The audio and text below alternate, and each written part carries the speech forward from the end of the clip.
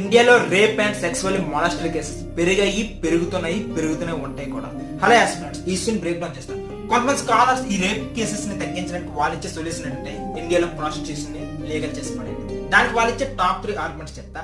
Number 1, మనిషికి తిండి నిద్ర ఏ రకంగా అవసరమో మైదానం దట్ మీన్స్ సెక్స్ కూడా అంతే అవసరం, బికాజ్ ఇది ప్రకృతి ఇచ్చిన ధర్మం.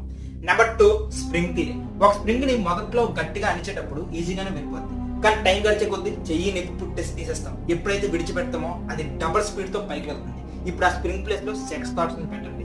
సో మీకు అర్థమై ఉంటుంది ఎంత వైలెంట్ గా రియాక్ట్ అవుతుందో. అందుకే కొన్నిసార్లు రేప్ బ్రూటల్ గా మారిపోతుంది. నెంబర్ 3, అప్పటి కాలంలోనే ఇండియాలో గుడిపై బూత్ బొమ్మలు పెట్టి మరి సెక్స్ అనేది లిబరేటర్ అన్నారు కదా. ఇప్పుడే మారే లోకం సెక్స్ అనే పదాన్ని బూత్ చేసి పడేశారు, సెక్స్ ఎడ్యుకేషన్ లేకుండా చేస్తారు అనేది టాప్ 3 ఆర్గ్యుమెంట్స్. ఇదంతా ఎందుకు చెప్పానంటే ఇవి తీసి పడేసి అంత చిన్నవి కాదు, ఇంకా పైన ఫ్యూచర్ లో జరగవు అనుకున్న గ్యారంటీ ఇవ్వలేని థాట్స్. ఇండియాలో రేప్ అండ్